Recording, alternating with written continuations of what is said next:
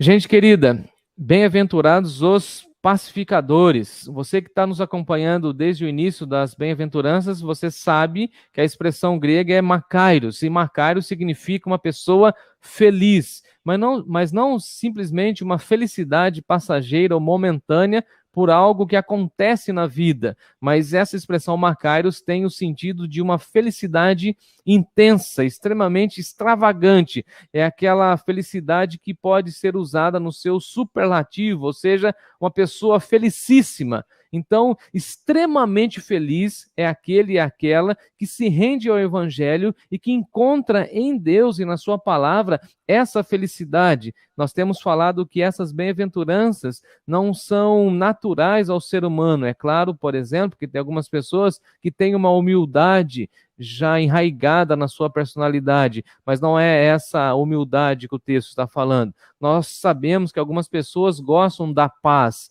mas não é essa paz que o texto está falando. Não é algo natural, mas é algo produzido em nós pelo Espírito Santo de Deus por meio da salvação através do Senhor Jesus. Nós conhecemos algumas pessoas que têm uma pureza de coração, mas não é essa pureza que o texto está falando. O texto está falando, por exemplo, da pessoa extremamente feliz, dessa limpeza que é oferecida por nós, como o irmão Lucas falou na semana passada. Nós conhecemos algumas pessoas que têm um coração misericordioso, mas não é essa misericórdia natural, mas é a misericórdia que vem de Deus, espelhada pelo Senhor, que está no nosso coração. E também nós podemos sim chorar, mas não é somente um choro por qualquer situação que nós perdemos, mas é um choro por conta de um quebrantamento, é um choro que a gente recebe o consolo da parte de Deus. Então, extremamente feliz é a pessoa que anda com Deus e que vive de acordo com o sagrado evangelho anunciado por Jesus. Então, feliz, extremamente feliz. E aqui nós temos a receita, como eu disse desde a primeira vez, e eu estou hoje finalizando a minha parte, né? Mostrando para vocês que aqui há uma receita e há uma sequência lógica nas bem-aventuranças. Então, quando você se reconhece como pobre de espírito, você chora as suas mazelas diante de Deus, você tem o seu coração completamente amansado pela presença de Deus, e aí você reconhece que a felicidade está na mansidão. Depois você passa por esse processo de reconhecer e ter essa necessidade de mais e mais de Deus. O seu coração, a sua mente tem fome, sede de Deus, você deseja, almeja mais as coisas de Deus, e depois você também revela o seu interior como sendo um interior misericordioso, porque você está andando com Jesus, que é um padrão para nós de uma ação misericordiosa. Depois você passa por esse processo de limpeza de coração, de purificação do nosso coração, com a certeza de que nós veremos a Deus. E agora chegamos no versículo 9, quando o texto vai falar para nós: bem-aventurados os pacificadores, porque os pacificadores serão chamados filhos de Deus. E logo depois, na sequência, à noite, o Fábio estará falando para nós: bem-aventurados os perseguidos por conta da justiça, e também eles recebem a recompensa. É muito interessante que a expressão grega para a paz aqui traz a mesma ideia do Antigo Testamento, da expressão hebraica, e no hebraico a expressão paz é shalom, que significa paz, mas não uma paz simplesmente relacional, mas uma paz que vem de Deus. E porque nós estamos em paz com Deus, podemos desfrutar da paz com as demais pessoas, e eu vou falar um pouquinho mais a esse respeito logo adiante. Também essa expressão shalom tem o sentido de harmonia, de uma vida harmoniosa, harmoniosa com Deus, com o próximo, com a criação, com os familiares, ou seja, toda a nossa vida é tocada por conta da paz que vem de Deus. Então, shalom significa paz, harmonia e bem-estar. Bem-estar com Deus e, consequentemente, com o próximo, com os seus pares, com as pessoas que cercam a sua vida. E é interessante que essa falta de paz no coração do ser humano revela, na realidade, essa ausência de tranquilidade, essa ausência de paz, e vai revelar a inimizade para com Deus, e tudo isso fica nítido no nosso cotidiano. E o apóstolo Paulo faz um diagnóstico e vai dizer para nós que todos nós pecamos e estamos destituídos da glória de Deus, O apóstolo Paulo, em Romanos, capítulo 3, vai falar para nós que não há uma pessoa que busque a Deus, todos se extraviaram, todos estão completamente perdidos, vivendo uma vida sem Deus, e dessa forma estão mostrando que não estão desfrutando da paz do Senhor. Então, nós, no contexto bíblico, entendemos a paz em 3 formas distintas, né? Então, em primeiro lugar, nós temos a paz com Deus, que falaremos hoje. Também temos a paz nos nossos relacionamentos interpessoais, que é uma decorrência da paz com Deus. Então, nós só teremos paz com os nossos pares, com os nossos familiares, com os nossos irmãos, por exemplo, se nós tivermos uma relação de paz e de tranquilidade, de bem-estar com o nosso Deus, quando a inimizade entre nós e o nosso Senhor for completamente sanada pela graça do Senhor. Em terceiro lugar, paz consigo mesmo mediante a paz com Deus, tá bom? E essa última aqui, eu acho que nós não teremos tempo para tocar e falar a esse respeito, paz consigo mesmo, mas eu creio que os irmãos terão a real noção de como nós podemos ter paz consigo mesmo, por meio da paz com Deus e também por meio da paz com os nossos familiares, amigos e pessoas que vivem ao nosso redor, tá bom? Então, em primeiro lugar, eu quero falar a respeito da paz com Deus, depois falar a respeito da paz em relação ao próximo e como nós entendemos, então, essa ideia da pacificação. Bem-aventurados, felizes são os pacificadores, disse Jesus. Então, em primeiro lugar, paz com Deus. Desde a queda, o homem desobedeceu a Deus e a inimizade passou a reinar na relação de Deus com os homens. Então, os homens se rebelaram contra Deus e essa rebeldia provocou a inimizade, a ruptura daquele relacionamento perfeito que o homem gozava com o seu Deus. Então, o texto de Gênesis vai dizer para nós que todo dia, na viração do dia, o próprio Senhor se apresentava ao homem, a Adão, e conversava com Adão na viração do dia. E aí, basicamente, por conta da desobediência, nós tivemos esse nosso relacionamento rompido com Deus, e a partir de então, vivemos uma relação de inimizade para com o nosso Deus.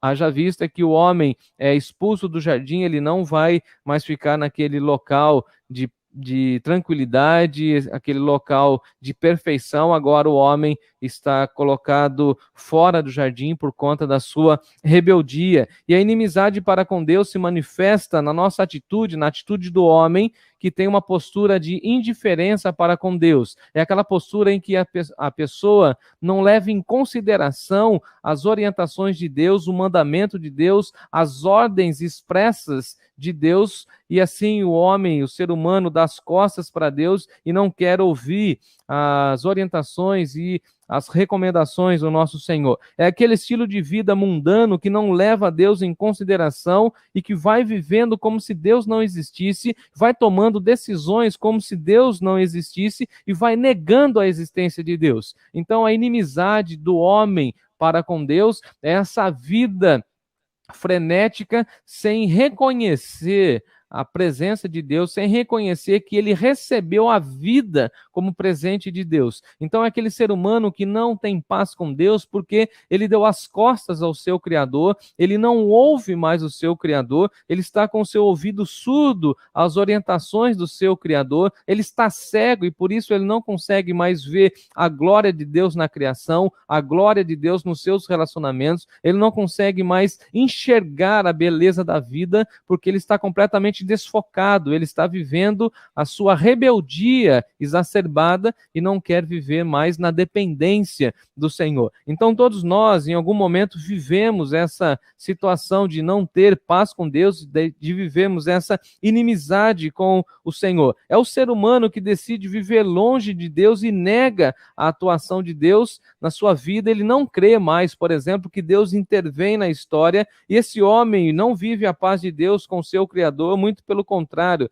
ele vive e deixa tensionada a sua relação com Deus, e ele vive agora numa postura de inimizade para com Deus. E a revolta do homem contra o seu Criador provocou em nós e produziu em nós essa inimizade com ele, e assim nós vamos vivendo a nossa rebelião contra Deus, desvalorizando tudo aquilo que o próprio Deus fez por nós, e assim nos julgamos na realidade, os próprios deuses. Ou seja, eu vou fazer aquilo que der na minha cabeça, eu vou fazer aquilo que vier no meu coração. Isso nada mais é do que uma idolatria de si mesmo. E é isso que Jesus está combatendo. Então, bem-aventurados os pacificadores. Se você não entender que você precisa da paz de Deus, você continuará em inimizade para com o Senhor, você continuará numa postura de rebeldia em relação a Deus e você não desfrutará desse bem-estar, dessa tranquilidade que é viver na presença de Deus e ter a sua vida completamente restaurada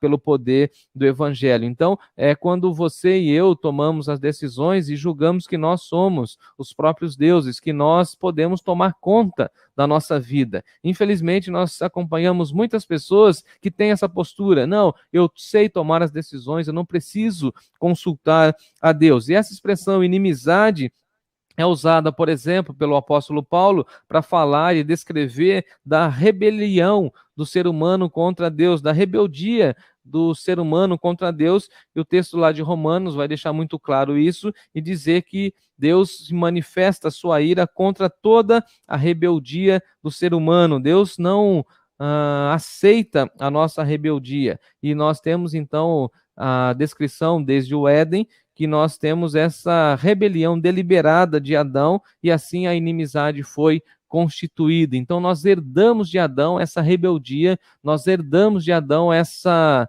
vida completamente distante de Deus, e o pecado, como nós sabemos, nos separa de Deus a tal modo, de tal maneira que passamos a viver uma vida pagã, marcada pelo ateísmo. E eu explico isso. Estudando um pouco a carta que Paulo escreve aos Efésios, eu me deparei no capítulo 2, versículo 12, com a expressão ateios, no grego, que significa ateu. E basicamente a expressão vai falar que aquela vida sem Deus. Olha o que o apóstolo Paulo diz para nós. Naquele tempo, estáveis sem Cristo, separados da comunidade de Israel, estranhos às alianças da promessa, não tendo esperança e sem Deus no mundo. Uma vida no ateísmo, uma vida no paganismo, que na realidade vai se revelar como uma vida sem esperança, sem promessa e sem Deus no mundo. Então, aquela pessoa que não aceita o evangelho, que não tem a sua vida reconciliada com Deus por meio de Jesus, é uma pessoa sem esperança, é uma pessoa que vive no ateísmo, é uma pessoa que vive como se Deus não existisse. E aí vem Jesus e fala o seguinte para nós: felizes são os pacificadores, porque os pacificadores já receberam essa paz com Deus. E como nós temos visto até esse momento, a paz com Deus resulta da forma tão graciosa como Deus se revela ao nosso coração. A ira de Deus é contra o ateísmo, justamente porque o ateísmo é uma afronta a Deus. É quando as pessoas falam assim: eu não creio em Deus, eu não creio na sua existência, eu não creio na sua intervenção. Por exemplo, nós temos uma outra forma em que o ser humano expressa a sua inimizade para com Deus, que é a idolatria. E nós sabemos que tudo aquilo que toma o nosso lugar, que toma a preeminência no nosso coração, que rouba a devoção a Deus, que tira Deus do centro, que tira Deus da prioridade central da nossa vida, é um ídolo. Então, tudo aquilo que toma o espaço de Deus no nosso coração, aquilo que nós amamos em primeiro lugar, se torna um Deus no nosso coração. Às vezes nós temos a ideia errônea de que idolatria é somente você venerar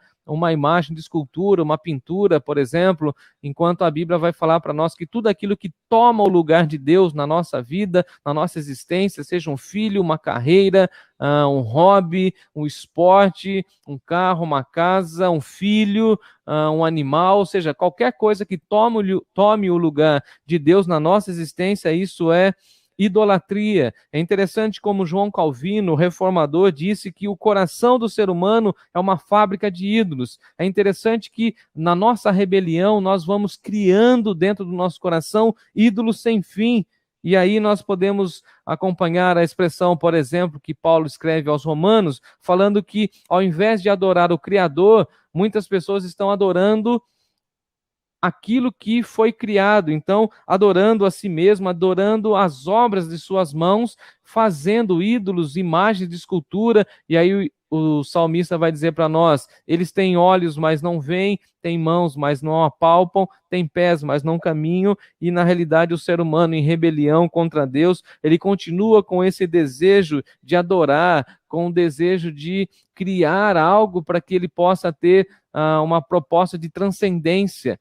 Nós conhecemos a expressão de Eclesiastes, quando Salomão disse para nós que Deus plantou no nosso coração a eternidade, ou seja, nós somos feitos para adorar, para prestar culto a Deus, mas quando nós estamos em rebeldia, em inimizade para com o Senhor, na realidade nós estamos construindo ídolos e não estamos desfrutando da paz do nosso Senhor. Então, a idolatria é uma das expressões da inimizade para com Deus. Então, aqueles que desfrutam da paz de Deus adoram somente o Senhor porque estão em plena harmonia, têm bem-estar em prestar culto a Deus. Então, quando você e eu encontramos essa paz de espírito, essa paz que vem por meio da reconciliação que Jesus oferece na cruz, nós adoraremos somente o Senhor. Então, bem-aventurados, felizes são os pacificadores, porque os pacificadores já tiveram seus corações completamente restaurados e reconciliados por meio da salvação,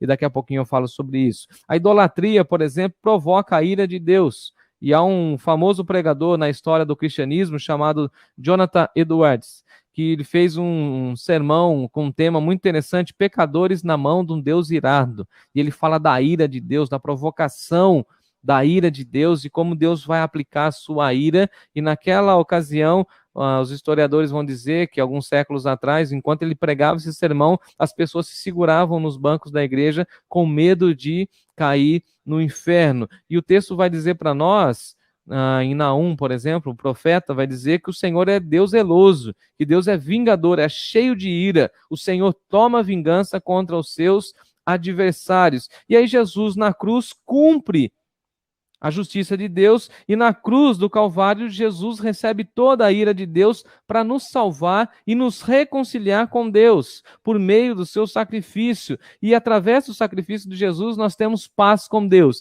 Então você e eu não conseguimos ter paz com Deus pelos nossos méritos, pelas nossas forças, ou até mesmo por qualquer coisa que a religião nos ensine. A paz com Deus só é desfrutada por nós por meio de Jesus. Então Jesus é o pacificador exemplar para nós. É o pacificador que nos apresenta diante de Deus e apresenta as nossas misérias diante de Deus, mas o pacificador que chega para nós e fala que nós estamos em rebelião para com Deus, e assim ele fala da proposta da reconciliação. É ele que se ofereceu voluntariamente para morrer de forma vicária na cruz, para nos reconciliar com Deus, e uma vez feita essa reconciliação, nós já não precisamos mais temer a justiça e a ira de Deus. Amém, povo de Deus?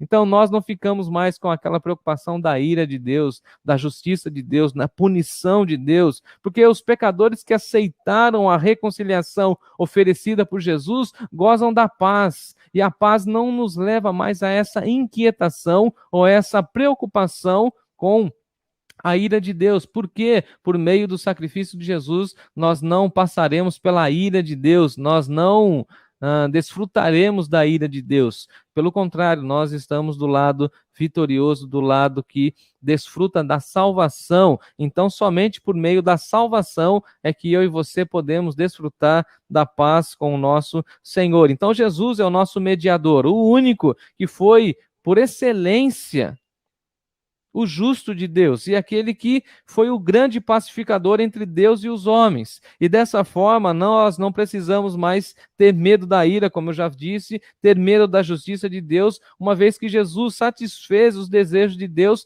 na cruz do Calvário.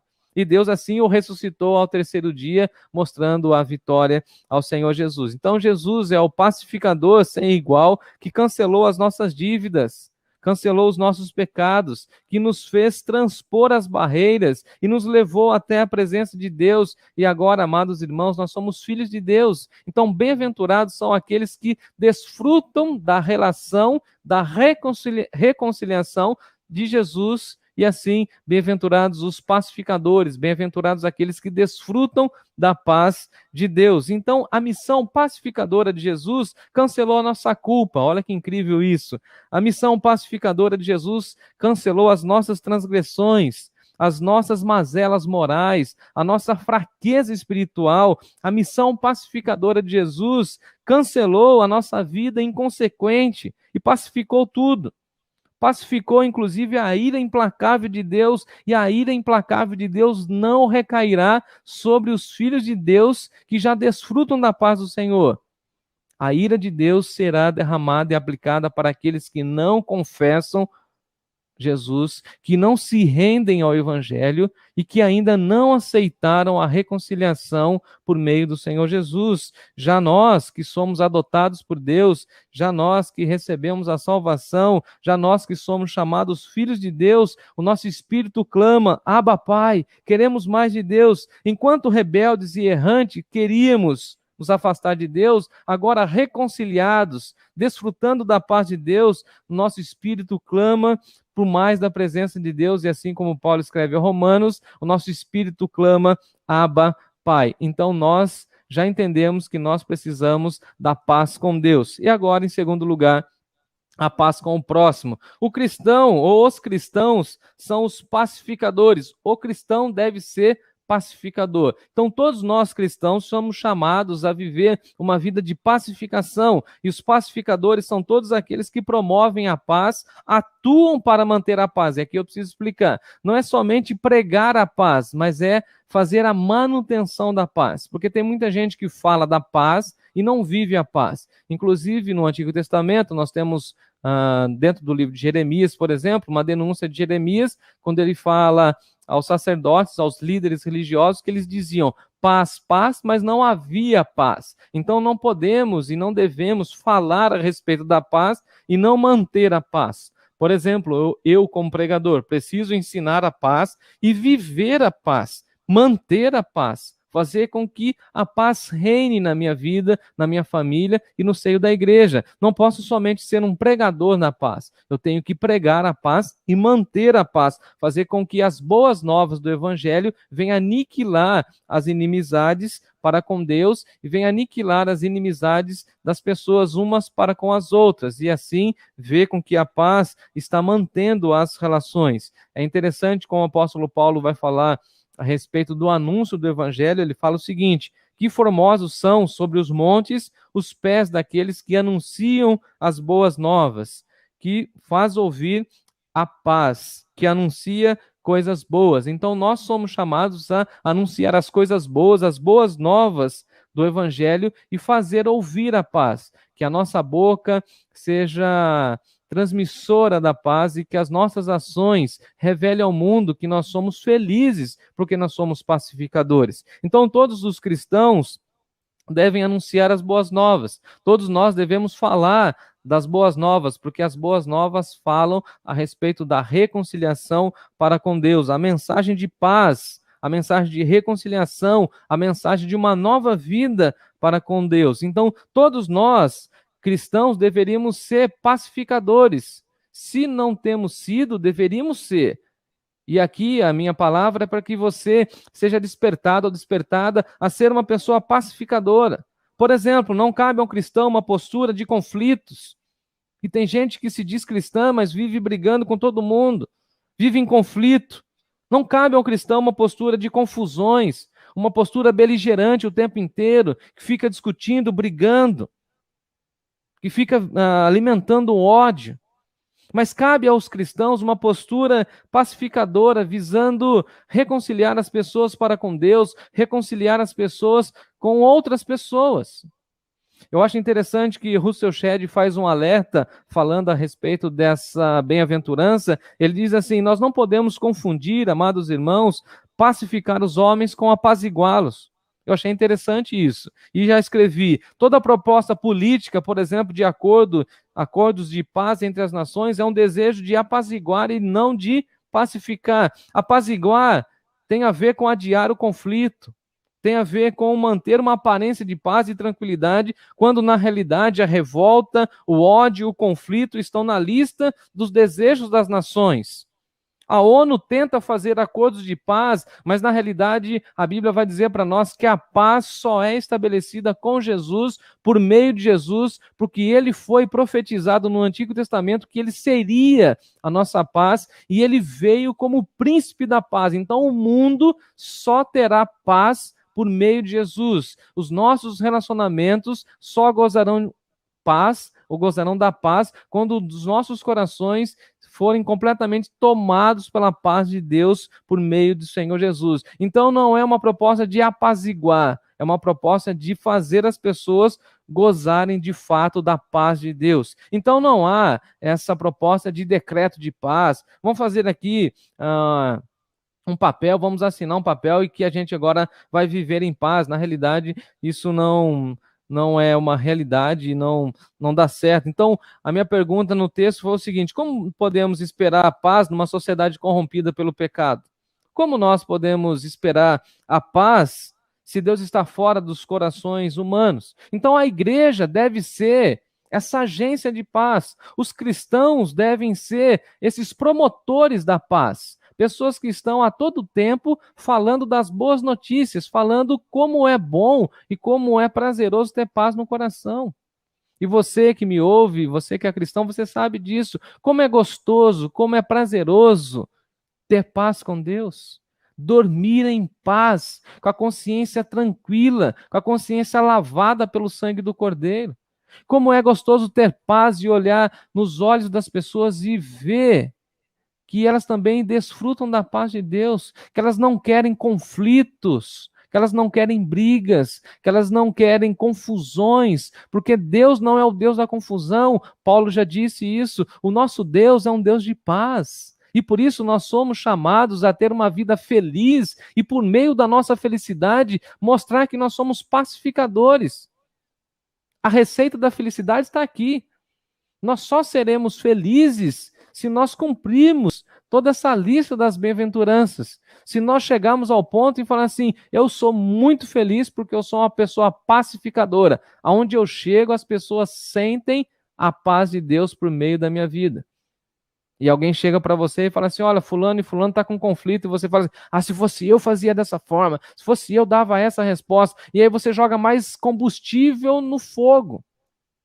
Enquanto, na realidade, o que Jesus espera de nós é que nós sejamos felizes, porque temos essa paz, e felizes por compartilhar essa paz. Olha, que pena que eles estão em conflito, e se eles fizessem isso? Vamos tentar conversar com eles.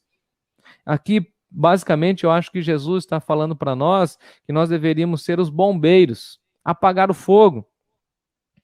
É interessante, amados irmãos, por exemplo, o nosso tempo já está indo embora, eu estou vendo aqui, mas que Paulo escrevendo aos Gálatas, por exemplo, Paulo vai falar que tinha alguns irmãos que queriam morder e devorar uns aos outros. Eu achei muito forte essa expressão. Dentro da igreja, alguns irmãos querendo morder e devorar os outros. E assim Paulo vai falar de uma lista dos frutos da carne, no capítulo 5 de Gálatas. Então Paulo fala o seguinte: as obras da carne são conhecidas e são prostituição, impureza, lascívia, idolatria, feitiçaria, inimizades, porfias, ciúmes, iras, discórdias, dissensões, facções, invejas, bebedices, glutonarias e coisas semelhantes a essas. Então, como eles estavam vivendo isso, e esse padrão aqui do fruto da carne vão revelar para nós a inimizade contra Deus, eles queriam se devorar entre eles. Quando eu olho, por exemplo, para a igreja de Corinto, marcada por facções, grupos, dissensões, invejas, e aí o apóstolo Paulo chega a chamá-los de crianças na fé. Tudo por quê? Porque eles estavam com essa inimizade. Mas olha que interessante que o apóstolo Paulo fala que o fruto do Espírito é amor, alegria e paz. A paz é a terceira qualidade cristã do fruto do Espírito na nossa vida, no nosso coração, na nossa mente. Então eu desfruto do amor de Deus, eu gozo da alegria de Deus e assim eu desfruto da paz de Deus. É interessante que aonde a paz reina, Deus é glorificado. E aonde a paz de Deus não reina, Deus é desonrado. É interessante que o apóstolo Paulo, em vários contextos, ele fala isso em Efésios, ele fala também em Romanos, que nós devemos nos esforçar para manter o vínculo da paz. Ou seja, cabe a nós, cristãos, sermos esses pacificadores que se esforçam para manter a paz. E alguém vai dizer assim, mas fulano te agrediu, fulano falou mal de você, mas no que depender de mim, Paulo diz, no que depender de vós, tende paz com todos. Vamos, amados irmãos, nos esforçar para manter a paz, para ter uma postura de tranquilidade, de bem-estar. O autor aos Hebreus chega a dizer assim: segui a paz com todos e a santificação, sem a qual ninguém verá o Senhor. Então a pessoa constrangida por Deus, constrangida pelo amor de Deus, constrangida por essa reconciliação oferecida por Deus por meio da sua graça, uma pessoa pacificadora, essa pessoa que já desfruta da paz e que ela busca fazer com que outras pessoas também desfrutem dessa paz. É aquela pessoa tão apaixonada por Deus, tão quebrantada pelo Espírito Santo, que deseja levar outras pessoas a ter também esse mesmo sentimento, essa mesma vivência com o Senhor. O pacificador tem o desejo de ver todas as pessoas no seu contexto vivendo em paz com Deus, ou vivendo na paz com Deus. O pacificador tem como alvo e meta da sua vida que todas as pessoas do seu derredor desfrutem da paz de Deus. O pacificador sabe que quando as pessoas desfrutarem da paz de Deus, tudo mudará. O pacificador sabe que os relacionamentos conjugais melhorarão se as pessoas, se os cônjuges desfrutarem da paz com Deus. O pacificador é aquele que sabe que os lares não serão mais redutos de ódio, de violência, se as pessoas desfrutarem da paz de Deus, que as brigas, as invejas, as discussões sairão dos lares se nós promovemos a santa paz de Deus. O pacificador, por fim, o pacificador investe suas energias em solucionar os problemas das pessoas, em eliminar as hostilidades dos homens, anunciando o evangelho da paz de Deus. E eu concluo dizendo, porque meu horário já foi, né? Eu concluo dizendo que o galardão, a recompensa dos pacificadores é que eles serão chamados filhos de Deus. Olha o que o texto diz, capítulo 5, versículo 9. Bem-aventurados os limpos de coração, porque verão a Deus. Versículo 9. Bem-aventurados os pacificadores, porque serão chamados filhos de Deus. Olha que interessante. Essa ideia da pacificação está depois da limpeza do coração. Quem já passou pela salvação, quem teve o seu coração limpo, consequentemente, consegue viver essa pacificação. Então, bem-aventurados os pacificadores, porque eles serão chamados filhos de Deus. E aqui Jesus fala de um relacionamento privilegiado em que nós podemos ter por meio do Senhor Jesus. É interessante que João fala assim para nós, que todos aqueles que receberam o Evangelho, receberam Jesus, receberam o poder de serem chamados filhos de Deus. Então, ser filho de Deus tem 3 implicações, bem rápido. Estou até acelerando aqui um pouco, tá bom? Em primeiro lugar, a primeira implicação de ser um filho de Deus é aceitar o nome do Pai. Se você é filho de Deus, você aceita o nome do Pai. Você reconhece que o nome do Pai é o nome acima de todo nome. Por isso você não fala o nome do Pai, ou não usa o nome do Pai em vão. No momento do seu batismo, você foi batizado em nome do Pai, do Filho e do Espírito Santo. Então, o Filho carrega o nome do Pai. Em segundo lugar, o Filho demonstra na sua aparência a semelhança com o Pai.